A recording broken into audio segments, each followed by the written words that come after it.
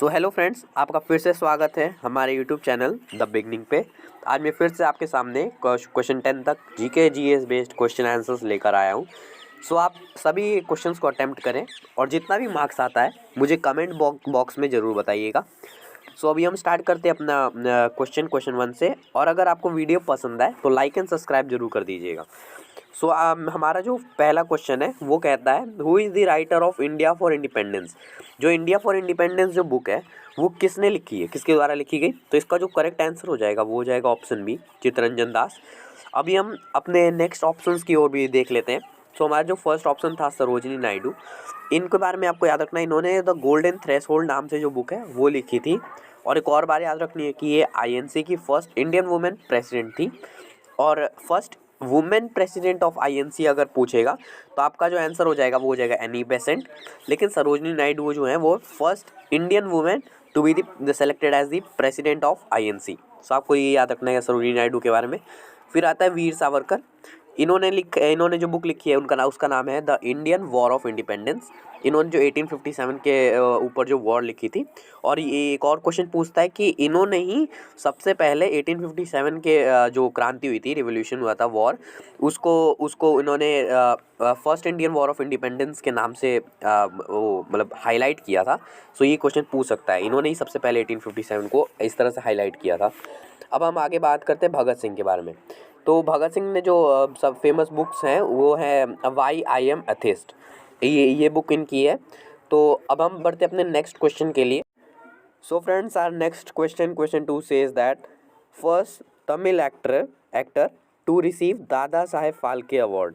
जो दादा साहेब फाल्के अवार्ड है, जो कि फिल्म के क्षेत्र में दिया जाता है, वो फर्स्ट तमिल एक्टर कौन है जिनको दिया गया था। सो इसका जो करेक्ट आंसर हो जाएगा वो हो जाएगा शिवाजी गणेशन। और इनके बारे में एक और चीज़ आपको इम्पॉर्टेंट याद रखना है कि इनका रिकॉर्ड है, मतलब ये फर्स्ट ऐसे एक्टर थे जिन्होंने एक फिल्म में 9 रोल्स निभाए थे। तो आपको ये भी इंपॉर्टेंट चीज़ याद रखनी है। फिर हम अगले ऑप्शंस की बात करें, पहले हम ऑप्शन डी पे चलते हैं, राजा हरिश्चंद्र। ये याद रखना, ये किसी का नाम नहीं है, ये एक्चुअली फिल्म है। इंडिया की फर्स्ट इंडिया की फर्स्ट फिल्म, ये एक्चुअली बोलती नहीं थी, पहली बोलती फिल्म आला मरा है। ये पहली फिल्म थी इंडिया की। ये दादा साहेब फाल्के ये जो अवार्ड है उन्हीं के नाम पे दिया जाता है। इन्होंने इस फिल्म को बनाया था, दादा साहेब फाल्के जी ने, राजा हरिश्चंद्र। अब हम अगले ऑप्शंस की बात करें, सत्यजीत रे। इनके बारे में आपको याद रखना है कि ये एक्चुअली डायरेक्टर थे और इनको 1990 या 1991 में इनको ये मिला था भारत रत्न अवार्ड। तो आपको ये याद रखना है इनके बारे में इम्पोर्टेंट। फिर आते हैं भानु अथैया। इनके बारे में आपको याद रखना है, ये फिल्म गांधी से रिलेटेड है और ये इंडिया की फर्स्ट पर्सन है जिनको ऑस्कर जो प्राइज़ होता है, एकेडमिक अवार्ड्स, वो इनको मिला था। और इनको मिला था कॉस्ट्यूम डिज़ाइनिंग के क्षेत्र में। तो आपको ये याद रखना है। और एक और चीज़, दादा साहेब फाल्के अवार्ड की जो शुरुआत हुई थी वो हुई थी 1969 में। सो अभी हम बढ़ते अपने नेक्स्ट क्वेश्चन के लिए। So friends, our next question 3 says that Mahaweli Ganga is the longest river of which country. So इसका जो करेक्ट आंसर हो जाएगा वो हो जाएगा ऑप्शन डी, श्रीलंका। अब हम अगले ऑप्शंस की भी बात कर लें तो साउथ अमेरिका में सबसे जो लॉन्गेस्ट रिवर है वो एक्चुअली वर्ल्ड की सबसे वाइडेस्ट रिवर भी है, दैट इज़ अमेजॉन रिवर। फिर है यहाँ पर चाइना की सबसे लॉन्गेस्ट रिवर का नाम है यांगजे रिवर। फिर है इंडिया की आपको पता होगा गंगा है। और अगर पूछा जाए मतलब ज्योग्राफिकली अगर बात की जाए तो ब्रह्मपुत्र है, क्योंकि लेकिन वो तिब्बत से ओरिजिनेशन होती है। तो अगर आप पूछा जाए कि इंडियन ओरिजिन की ऐसी कौन सी रिवर है जो कि लॉन्गेस्ट है, तो उसका नाम है गंगा। सो आपको ये याद रखना है। अब हम बढ़ते अपने next question. So friends, our next question 4 says that India's first land to land missile system is. So India की जो फर्स्ट लैंड से लैंड तक, यानी भूमि मतलब धरती से ही धरती तक जो फायरिंग सिस्टम है, मिसाइल सिस्टम है, वो कौन सी है। सो इसका जो करेक्ट आंसर हो जाएगा वो हो जाएगा ऑप्शन ए, पृथ्वी। अब हम अगले ऑप्शंस की बात कर लेते हैं। तो फर्स्ट है अग्नि, ये इंटरकॉन्टिनेंटल बैलिस्टिक मिसाइल है। फिर आता है नाग, ये एंटी टैंक गाइडेड मिसाइल है, फायर एंड फॉरगेट भी है मतलब कहते हैं। फिर है त्रिशूल एक short range surface to air missile है। ये सभी डीआरडीओ के द्वारा डेवलप्ड हैं। सो अभी हम बढ़ते हैं अपने नेक्स्ट क्वेश्चन के लिए। So friends, our next question 5 says that who is the founder of Mansabdari system in India. So ये जो मनसबदारी सिस्टम है, पहले मैं इसका मतलब समझा देता हूँ। एक्चुअली हिस्ट्री में एक मनसबदारी सिस्टम था जिसका मीनिंग होता था कि रैंक वाइज पोजीशंस देना, और मनसब का मतलब होता है रैंक और दारी मतलब होल्डर्स, तो रैंक होल्डर्स। तो हिस्ट्री में एक्चुअली ये रैंक जो दी जाती थी उसको हम बोलते हैं जात, जैट सॉरी, हाँ जात सॉरी, JAT। सो मनसबदारी सिस्टम वही था, उसमें रैंक के हिसाब से उनको सैलरीज या फिर उनको पावर्स दी जाती थी। सो इसका जो डेवलपमेंट था वो अकबर ने किया था। सो इसका जो करेक्ट आंसर हो जाएगा वो हो जाएगा अकबर। अब हम अगले ऑप्शंस की बात करें तो डलहौजी के जो आपको मतलब इनका जो टेन्योर था, इसके बीच में हुआ जो इम्पोर्टेंट चीज़ हुई थी वो हुई थी रेलवे जो हुआ था वो इंडिया में आया था। फिर पोस्ट स्टैम्प्स भी हुआ था, तो आपको ये याद रखना है। फिर लॉर्ड क्लाइव, इनसे रिलेटेड दो एकदम इम्पॉर्टेंट वॉर हैं। पहला है बैटल ऑफ बक्सर, फिर battle of Plassey. Battle of Plassey actually India में ब्रिटिशर्स के द्वारा जीती गई पहली लड़ाई थी, पहली वॉर थी। तो 1757 में प्लासी का, 1764 में बक्सर का, ये दोनों लॉर्ड क्लाइव के द्वारा हुआ था। सो आपको ये बात याद रखनी है। अभी हम अपने नेक्स्ट क्वेश्चन के लिए बढ़ते हैं। So friends, our next question 6 says that who was the founder of servants of Indian society. So इसका जो करेक्ट आंसर हो जाएगा वो हो जाएगा गोपाल कृष्ण गोखले, ऑप्शन बी। अब गोपाल कृष्ण गोखले के बारे में आपको ये याद रखना है कि ये महात्मा गांधी के पॉलिटिकल टीचर थे, राजनीतिक गुरु थे। सबको ये बात याद रखनी है। फिर हम अगले ऑप्शंस की बात करें तो भगत सिंह ने हिंदुस्तान रिपब्लिकन एसोसिएशन की स्थापना की थी सुखदेव और राजगुरु के साथ। फिर अगला है ऑप्शन सी औरोबिंदो घोष, इनका एक ऑरोविल आश्रम है पुडुचेरी में, काफ़ी फेमस है। फिर अगले आते हैं सुभाष चंद्र बोस, इन्होंने आज़ाद हिंद फौज की स्थापना की थी 1942 में।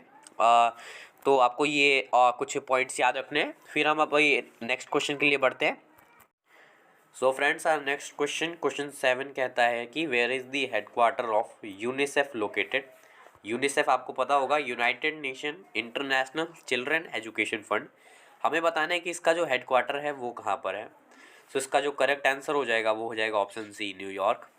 अभी हम अगले ऑप्शंस की अगर बात कर लें तो आपको पहले ये तो याद रखना है कि जेनेवा जो सिटी है ये स्विट्ज़रलैंड में ही है, और स्विट्ज़रलैंड ने आज तक एक भी वॉर में पार्टिसिपेट नहीं लिया, काफ़ी शांति प्रिय है। अब हम बात करें फिर जेनेवा में जो WHO है और इंटरनेशनल लेबर ऑर्गेनाइजेशन है, इसके हेडक्वार्टर्स हैं जेनेवा में। इसका मतलब ये स्विट्ज़रलैंड में ही है, अब कह सकते हैं, मतलब कहते हैं। सो आपको अब हम अगले नेक्स्ट क्वेश्चन पे बढ़ते हैं। So friends, our next question 8 says that who is also known as the father of economics यानी अर्थशास्त्र। इसके जो फादर कौन है, जनक पिता कौन है। तो इसका जो करेक्ट आंसर हो जाएगा वो हो जाएगा ऑप्शन डी, एडम स्मिथ। अब हम अगले ऑप्शंस की भी बात कर लेते हैं। सो जो ए ऑप्शन है हमारा, जियोफ्री चौसर, इनको हम फादर ऑफ इंग्लिश के रूप में जानते हैं। फिर ऑप्शन बी, हेरोडोटस, इनको फादर ऑफ हिस्ट्री कहते हैं। फिर आते हैं ऑप्शन सी, क्रिश्चियन बर्नर्ड। आपको इनके बारे में याद रखना है कि इन्होंने दुनिया का सबसे पहला हार्ट ट्रांसप्लांट किया था, तो हम इन्हें फादर ऑफ हार्ट ट्रांसप्लांट कहते हैं। तो आपको ये सब याद रखना है। फिर हम अब बढ़ते हैं अपने next question. So friends, our next question 9 says that first battle of Panipat was fought between whom. So किन दो राजाओं के बीच में लड़ी गई थी। तो इसका जो करेक्ट आंसर हो जाएगा वो हो जाएगा पहले तो ऑप्शन डी, बाबर, और 2 इब्राहिम लोदी। ये 1526 में लड़ी गई थी ये लड़ाई। तो आपको याद रखना है कि बाबर जो था वो पूरे मुग़ल एम्पायर का इंडिया में स्थापना किया था, मतलब पहली बार पहला राजा था मुग़ल एम्पायर का इंडिया में बाबर। 1526 के वॉर से ये आया था। फिर 1556 में सेकंड बैटल ऑफ पानीपत लड़ा गया। फिर 1761 में थर्ड बैटल ऑफ पानीपत। ये वॉर्स की जो बातें हैं ये मैं अगले वीडियोस में भी कर दूंगा। अगले जो वीडियोस आएंगे वॉर के ऊपर तो उसमें मैं बनाने की कोशिश करूंगा।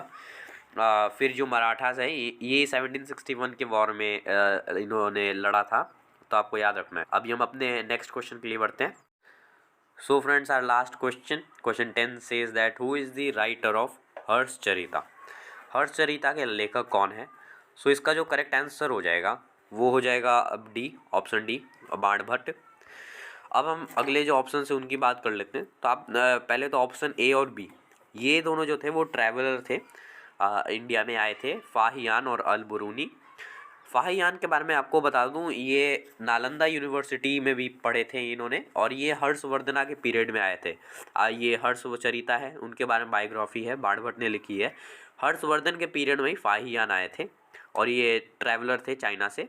सो आपको ये याद रखना है। फिर मेगास्थनीज जो हैं, मेगास्थनीज सेल्यूकस निकेटर के राजदूत थे, एम्बेसडर कह सकते बोलते हैं। उसके बाद ये चंद्रगुप्त मौर्य के पीरियड में आए थे इंडिया में मेगास्थनीज। इन्होंने बुक भी लिखी है। फिर अब हम देखिए, सो फ्रेंड्स, ये क्वेश्चन 10 हमारा लास्ट क्वेश्चन था। आई होप आपको वीडियो पसंद आया होगा। क्वेश्चन 1 से 10 तक अच्छे क्वेश्चंस लगे होंगे। सो आप मुझे मार्क्स ज़रूर बताना, और ये भी बताना कि कौन सा क्वेश्चन आपको नहीं आया, अगर ऐसा कोई क्वेश्चन है तो, ताकि मैं उसके ऊपर वीडियोज़ और अच्छे से बनाऊँ। और मैं अब अगली बार कोशिश करूँगा कि कोई एक टॉपिक को लेकर मैं बनाऊँगा। जैसे आज मैंने आपको बताया था वॉर वाले किसी क्वेश्चन में कि मैं वॉर्स के ऊपर, वॉर टॉपिक के ऊपर एक फुल फ्लेश्ड वीडियो लाऊँगा। सो ये मेरा एम रहेगा अगली बार। सो आज के लिए बस इतना ही। आप अगर आपको वीडियो अच्छी लगी तो लाइक एंड सब्सक्राइब कर दीजिएगा। Thank you.